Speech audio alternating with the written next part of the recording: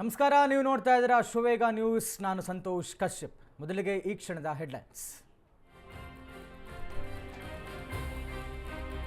ಬುರುಡೆ story ಹೇಳುತ್ತಿದ್ದ mask man arrest. ಚಿನ್ನಯ್ಯನನ್ನು ಕೋರ್ಟ್ಗೆ ಕರೆತಂದ SIT ಅಧಿಕಾರಿಗಳು. ಸತ್ಯ ಕೆದಕಲು ಮಂಪರು ಪರೀಕ್ಷೆ ಸಾಧ್ಯತೆ.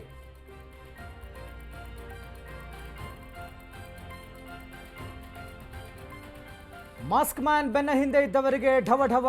ಚಿನ್ನಯ್ಯನ ಜೊತೆ ಪ್ಲಾನ್ ಮಾಡಿದ್ದವರಿಗೆ ಬಂಧನ ಭೀತಿ. ಷಡ್ಯಂತ್ರಕ್ಕೆ ಸಂಚು ಹಾಕಿದ್ದವರನ್ನ ಬಂಧಿಸುತ್ತಾ ಎಸ್ಐಟಿ.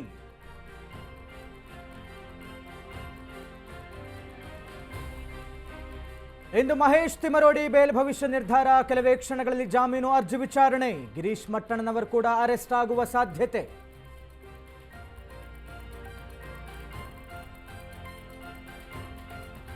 ಎಸ್ಐಟಿ ತನಿಖೆಯನ್ನು ಧರ್ಮಾಧಿಕಾರಿಗಳೇ ಸ್ವಾಗತ ಮಾಡಿದ್ರು. ಬಿಜೆಪಿಯವರು ಅಡ್ಡಗೋಡೆ ಮೇಲೆ ದೀಪ ಇಟ್ಟಂತೆ ಮಾತಾಡ್ತಿದ್ರು. ನಾವು ನ್ಯಾಯದ ಪರ ಎಂದ ಡಿಕೆಶಿ.